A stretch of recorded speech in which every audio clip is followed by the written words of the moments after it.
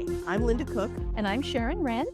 and this is QC Crime Watch. And today we're going to be talking about a few crime incidents that have happened in the last week or so.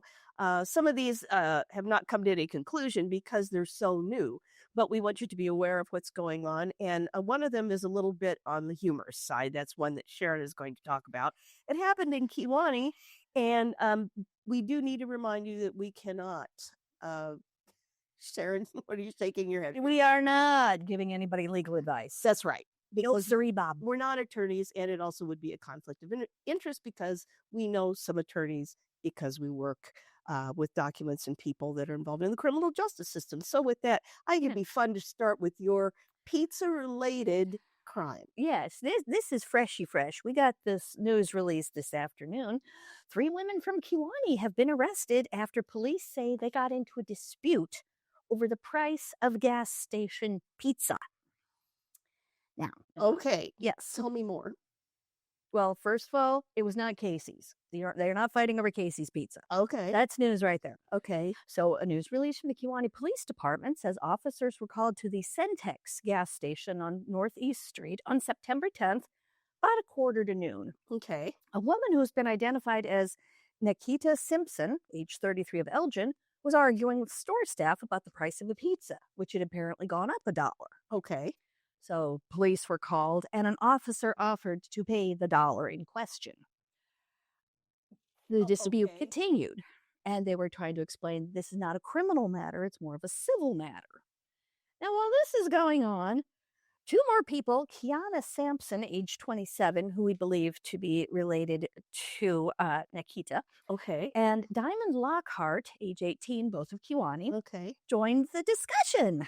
The clerk asked the police to trespass or have all of them leave, but when officers told them to leave, Nikita pulled on a store display, knocked it over, and broke several items, which would lead police to want to arrest them. And that's when the ladies became allegedly combative. The officers were struck, they were pushed, equipment was damaged. This escalated. Okay. And And this is at noon. this is at high noon Okay. on the 10th. So Nikita Sampson has been charged with aggravated battery to a police officer, a Class 2 felony, obstructing a police officer, a Class A misdemeanor, resisting a police officer, a Class A misdemeanor, and criminal damage to property under $500, a Class A misdemeanor. Now, Kewanee Sampson is charged with aggravated battery to police officer, Class 2 felony, obstructing a police officer, Class A misdemeanor, and resisting a police officer, Class A misdemeanor.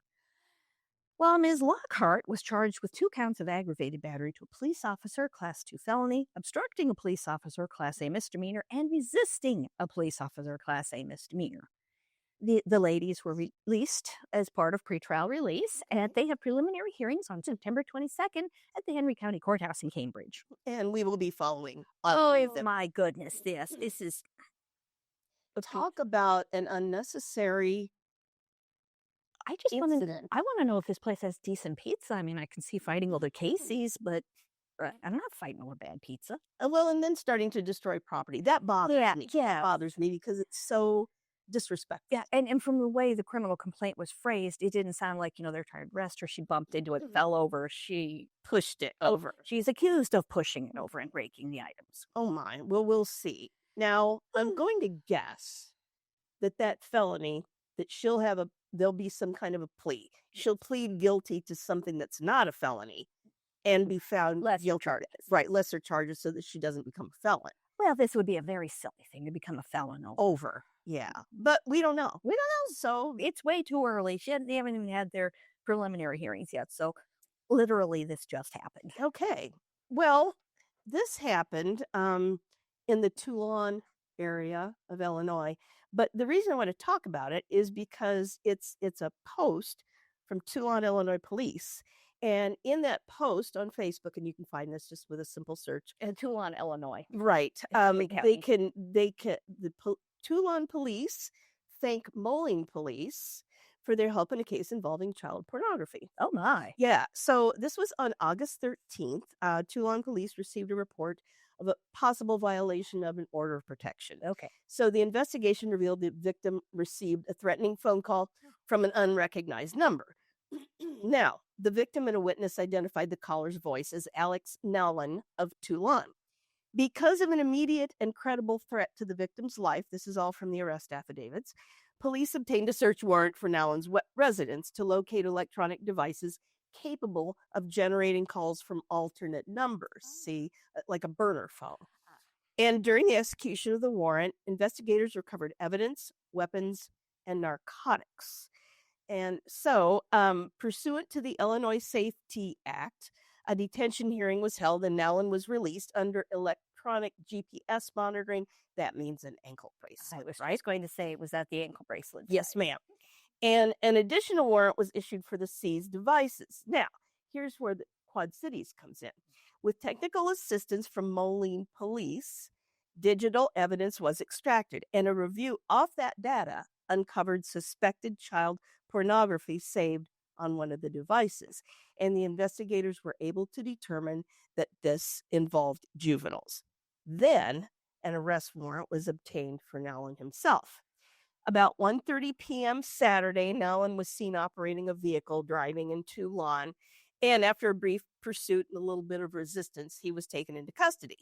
So, on Monday, a hearing was held, and Special Prosecutor State's Attorney Patrick Murphy petitioned to revoke Mr. Nowlin's pretrial release, and he is being held on.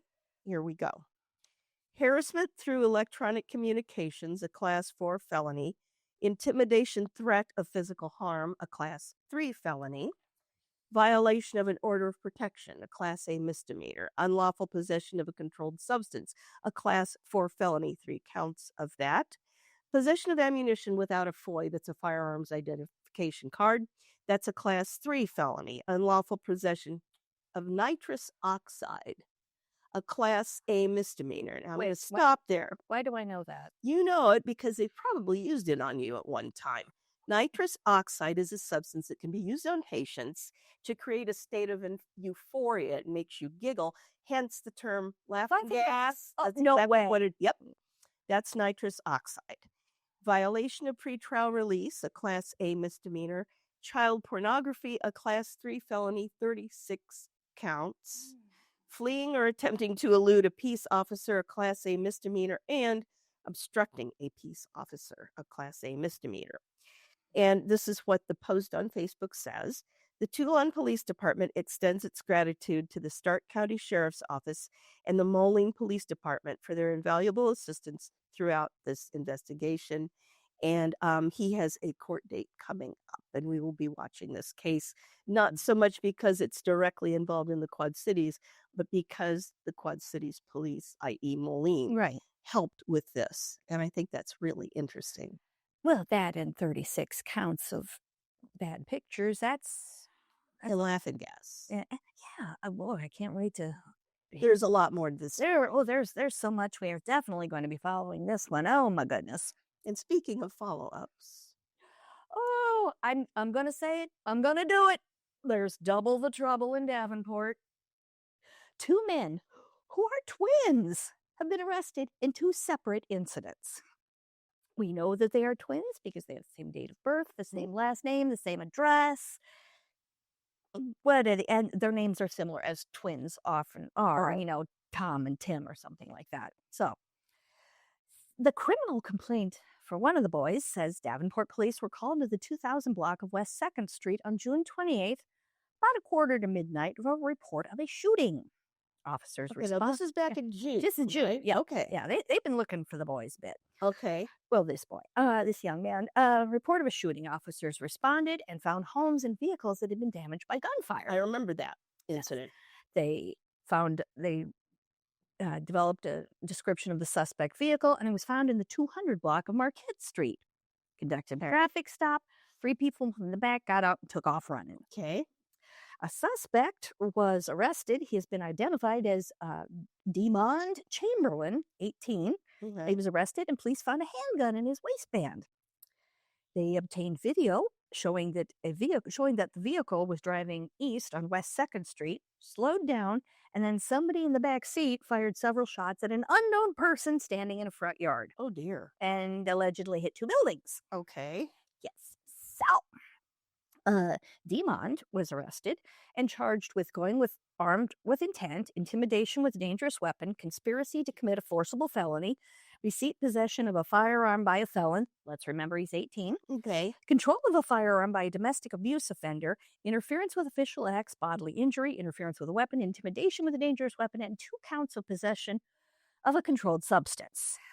He is being held on a $10,000 secured bond and has bond review hearing on October 14th.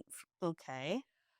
Meanwhile, a different criminal complaint says Davenport police responded to the 7200 block of Hillendale Road on June 14th, 2 weeks before Demon's thing. Uh, the defendant, this was June 14th, about 3:25 in the morning. The defendant, identified as Diavion Chamberlain, also 18, was in an argument with the victim. He allegedly struck the victim in the head with his hands several times, leaving 3 lumps about an inch in diameter on the victim's forehead and then a small cut above the lip. Okay. Now, the story's not over yet. The victim, of course, called 911 and was on the phone with dispatchers when he allegedly took the phone, threw it against the wall, and cracked both sides. He was arrested and charged with 4th-degree criminal mischief, assault causing bodily injury, and obstructing 911, and he will be arraigned on September 25th.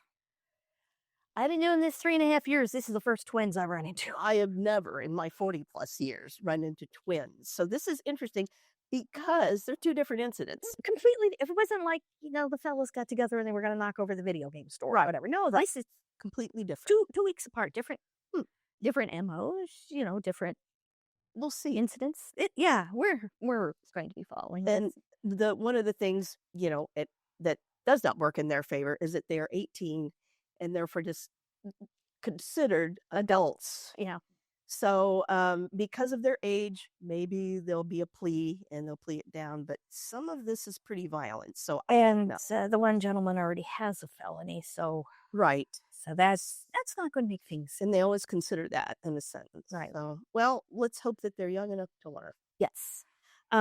This one is a gas station fight, and people have fights, This is a little bit like the pizza dollar Okay. rates, the dollar more pizza, except, well, let me tell you a little bit more about this. This is Tuesday, and a 29-year-old Davenport man was taken into custody after he was arrested on a warrant in connection with a fight at a gas station at 1139 North Brady. And yes, that's a Shell station, in case you're wondering. This is according to Scott County arrest affidavits.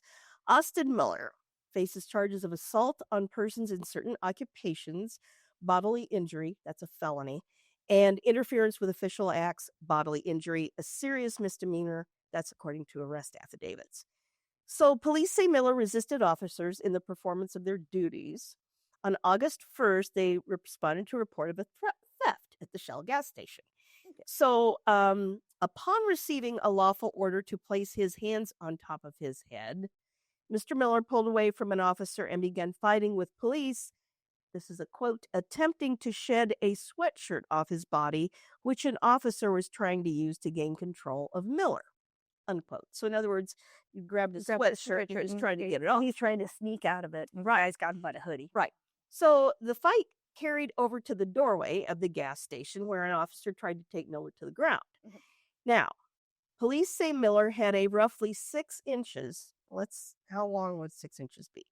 Stop me. About Well, foot's about yay. Okay. About yay-ish? Okay, a roughly 6-inch fixed blade knife at the time of the incident, which was located after what did it fall out of? Miller's sweatshirt. And that was at the conclusion of the incident. Officers recovered the knife, and Miller ran off and was later apprehended a short time later, a few blocks away. And this is considered interference. He ran into an unlocked small garage and tried to hide there.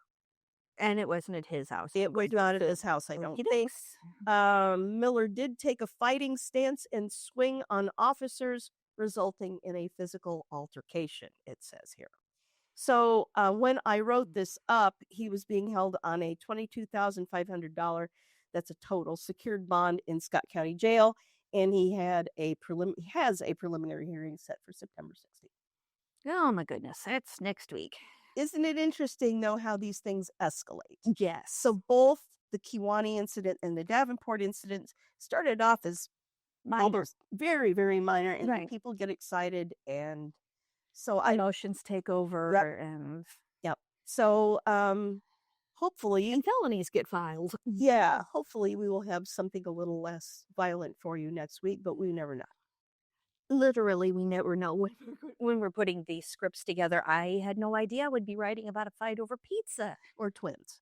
Well, I knew about the twins, but from last week, but the pizza that came in this morning, and I'm going, oh, that's going in the podcast. That's just, So self-restraint is lacking. Some people just go from 0 to 60 pretty fast. yeah, it's nice to just kind of stop and Deep breath, deep breath. as I always say. Yes. Deep. So deep breath, stay safe, lock your car doors, lock your house doors. Don't get too excited if it's something minor. It's only $1, people. Only $1, and it's only It's not even Casey's pizza. no. But see, you and I have different pizza. What would I fight over? Well, we can talk about that. Yeah, we'll talk about that later, but you don't need to know that. But Stay safe and enjoy this warm weather because it's coming. yes, we'll see you next week.